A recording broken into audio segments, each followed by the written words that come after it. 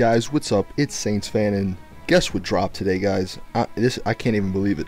Just, can you guess what dropped today? Like a couple of hours ago, 4J released it. I mean, we've all been waiting for this moment like forever now, and we finally get it. They finally released the information that pigs will have snouts that are three-dimensional in this update. I mean, I should just end the video there. I don't know where to go from that, people. I'm just kidding, guys. But what they did actually release is the full patch notes for this update. And I'm just going to be bringing you through all the additions that are actually going to be in this update. Because I know I made a video a while ago that had some of them, but that was based off the PC version, so it wasn't all of the things. And they actually added some stuff in the 1.32 update, and they brought it forth to the 1.8 update for the Xbox. So let's get started. Now, before we actually get into the additions, I just want to show you all this tweet that they said a couple hours ago. They actually handed it over to Microsoft, and they're waiting for Microsoft to run some tests, and then they'll put it into certification testing. So about a week and a half till this comes out, so that's awesome. Now, moving on to the additions, most of these obviously are going to be pretty obvious because we already know most of them, you know, such as creative mode and all that, but I'm going to go through them anyway. So they added creative mode. They disabled achievements and leaderboard updates if the player is in creative mode or the world has been previously saved in creative mode. So unfortunately you can't, you know, cheat like that. They added a sample tutorial for creative mode if you're new to it, or if you just want to learn, you know, all the advanced tricks, I guess, I don't know. They added sprinting to survival mode, obviously. Flying and sprint flying to creative mode, so you can, you know, walk faster or fly faster. The new items added to the game: melons, melon slices, melon seeds, pumpkin seeds, so we can actually grow pumpkins now, raw cooked beef, raw cooked chicken, rotten flesh, pumpkin seeds. I guess we get double the pumpkin seeds. Oh yeah. But then we have iron bars, fence gates, stone brick slabs, stone brick stairs, brick slabs, brick stairs, ender pearls, webs, vines, 10 more music discs, and chain armor. And the chain armor is probably only going to be in creative mode, so you don't need to really worry about that. Some of the new items they added to the crafting menu are melons, melon seeds, glass panes, a fence gate, an iron bar, stone brick slabs, stone brick stairs, brick slabs, and brick stairs. Now, the terrain generation features that were added are obviously the strongholds, villages, abandoned mine shafts, and ravines. And then some of the biome code additions were they're going to now include rivers and oceans, which may not be so good on the Xbox with the small maps, because you don't want, you know, 80% of the map water. Or maybe you do, who knows. Maybe like the build underwater. There you go. Now, some more additions. They changed the bow to having drawing and fire in action, so you actually have to pull it back. They added a quick move to the dispenser, so when you're in the dispenser or the stone or the furnace, you can actually hit Y instead of dragging it, which makes our lives a lot easier. You know, that works as well as with armor and, like I said, ingredients in the furnace. They brought some mining speed changes from the 1.23. I'm not really sure about this. I'm guessing some things mine faster, some things mine slower. We'll see, you know, what that actually means when the game comes out. Like you saw in one of the trailers about a week ago, they actually brought forward apples dropping from the leaves and stuff like that from the 1.1 update.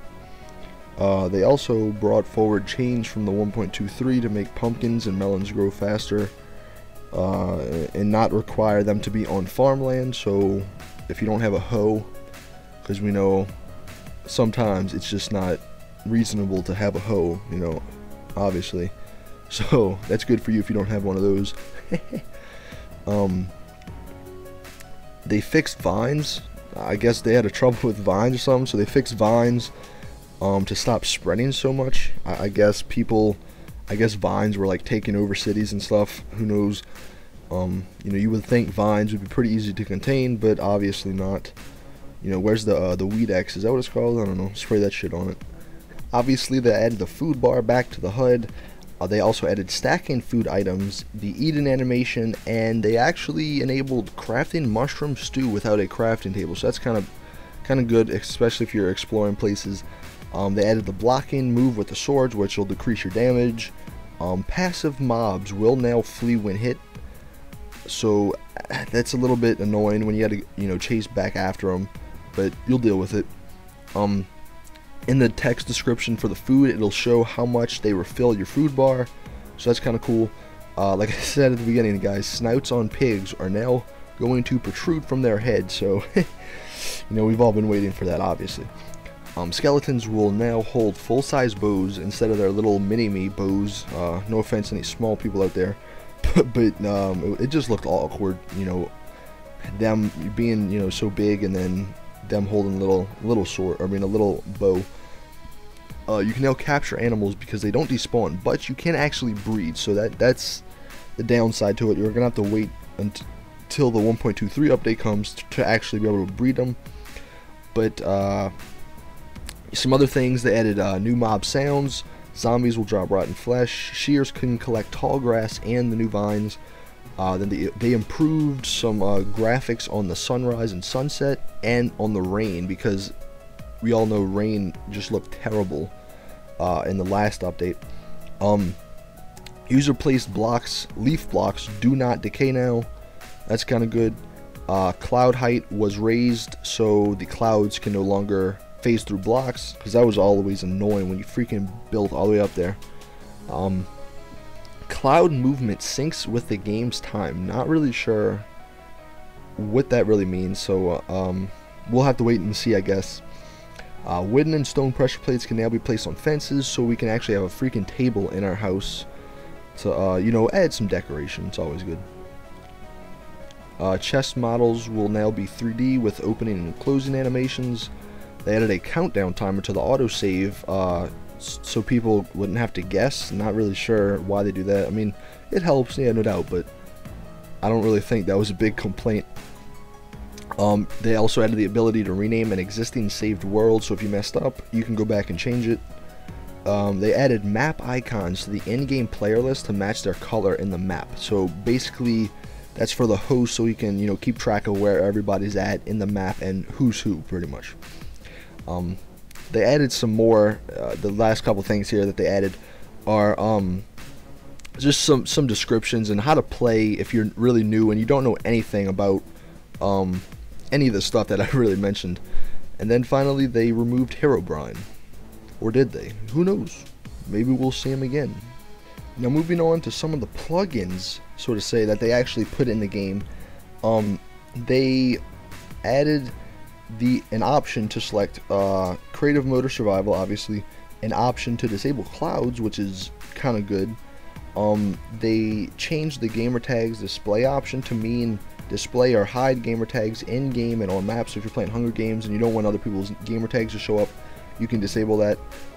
They added options to the world creation, which is super flat. I showed y'all a picture of that. I'll link that in the description.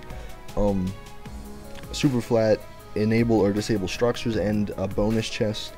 And then some of the host options, which I also talked about, which is a toggle for PvP, player versus player. You can trust players. You can disable fire spreading and TNT exploding, and you can have host privileges.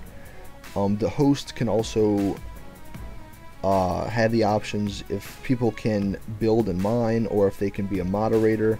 He can obviously kick people. He can fly or disable exhaustion or go invisible, so that's kind of cool. And then you can store the online, invite only, and friends of friends options in the player's profile, so you don't have to redo it every time you load up the world. Now, moving on to tutorial changes, they changed the whole world is pretty much new except the starting area. They added a mini tutorial for eating and sprinting, and they added music disc quests in the tutorial world. So guys, if you've been paying attention, just wait for that video, and you'll be playing with me, hopefully, be on YouTube. And then the fixes that they did. They obviously fixed the duplication glitch because we don't need it. We have creative mode. They fixed an issue with player data not saving. That bothered me. sometimes they fixed an aspect ratio of things when in split screen mode. So if you played split screen, I guess some things were out of proportion. And then they flipped some other issues with mine carts and furnaces and redstone tiles burning out when they shouldn't. Now that's pretty much it, guys. It's been a freaking long video, pushing what, almost 11 minutes here, so I'm sorry about that. But if you actually enjoyed the video, give it a thumbs up, and if you cannot wait for this thing to come out, leave a comment below. You know, I love responding to them, and you definitely want to subscribe, like I always say, because when this update comes out, I mean, I'm just gonna be going ham on videos and stuff like that. So like I said, if you enjoyed the video, there you go. Sorry if I sounded a little bit like low. You know, it's kind of late over here because they obviously released this like at, you know, 6 o'clock, and I'm recording this like at 10. So, you know, I don't really wake up people, so I hope you all understand that. But anyway, before this video goes any longer, it's your boy Saints Fan. I'm out. Peace.